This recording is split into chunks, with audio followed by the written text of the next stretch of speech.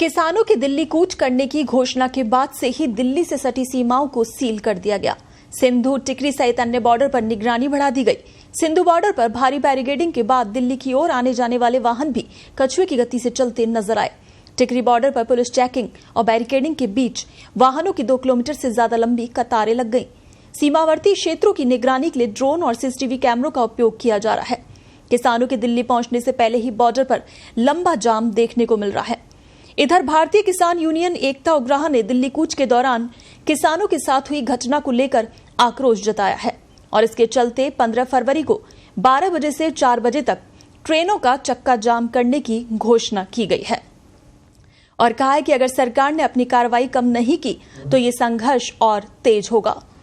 चंडीगढ़ से दिल्ली और अन्य शहरों की ओर जाने वाली बस सर्विस भी इससे प्रभावित हो रही है।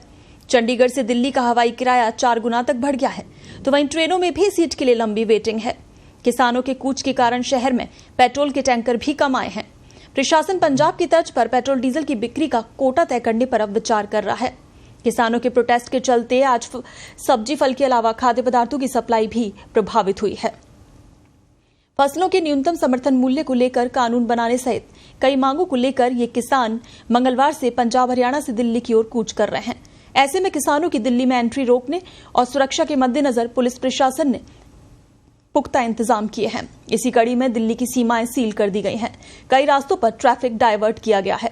ट्रैफिक प्रतिबंधों के चलते दिल्ली, नोएडा, गाजियाबाद, गुरुग्राम, फरीदाबाद सहित एनसीआर के शहरों में राष्ट्रीय राजधानी आने वाले रास्तों पर लोगों को जाम की समस्या का सामना करना पड़ रहा है।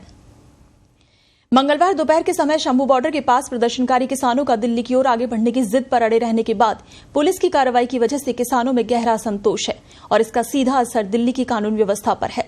शंभू बॉर्डर घटना के बाद दिल्ली पुलिस ने नए सिरे से सुरक्षा तैयारियों को और ज्यादा पुख्ता करने का काम शुरू कर दिया है और उसी के अनुरूप ट्रैफिक डायवर्जन प्लान में कुछ बदलाव किए गए हैं। नई ट्रैफिक एडवाइजरी में दिल्ली पुलिस ने लोगों से कहा है कि वो नोएडा से दिल्ली जाने वाले यात्री चिल्ला बॉर्डर के रास्ते से निकलें। वहीं आपको बता दें कि इस किसान आंदोलन की वजह से यूपी गेट लोगों के लिए 3 बॉर्डरों में सबसे ज्यादा जाम वाला रहा। बॉर्डर पर लगे बैरिकेड्स ने पिछले किसान आंदोलन की यादें ताजा कर दी। किसान सीमा के आसपास कहीं नहीं थे, लेकिन पुलिस बंदोबस्त और यूपी गेट पर सख्त जांच के कारण मंगलवार को लगातार दूसरी सुबह दिल्ली मेरठ एक्सप्रेस वे और NH9 पर 8 किलोमीटर तक जाम लगा रहा। कंक्रीट बैरिकेड्स की कई परतों के अलावा दिल्ली पुलिस ने राजमार्ग पर टायर किलर्स भी लगाए ताकि किसान की किसी भी कीमत पर राजधानी में प्रवेश न कर सके। पुलिस ने बैरिकेड्स पर कीलें भी ठोक दी ताकि प्रदर्शनकारी उन पर न चढ़ सकें। सुबह तक सीमा से वाहनों की आवाजाही जारी रही, लेकिन जैसे जैसे अधिक लोग काम पर जाने लगे ट्रैफिक और ज्यादा बढ़ गया। दिल्ली ट्रैफिक पुलिस ने अपने ट्रैफिक अलर्ट में बताया है कि DND फ्लाईवे पर पिकेट चेकिंग की तैनाती के कारण फ्लाईवे के दोनों ओर कैरिजवे पर यातायात आज भी प्रभावित रहने की संभावना है और इस बात को ध्यान में रखते हुए नोएडा से दिल्ली जाने वाले यात्रियों में बेहतर होगा कि वो चिल्ला बॉर्डर के रास्ते से ही आगे बढ़ें।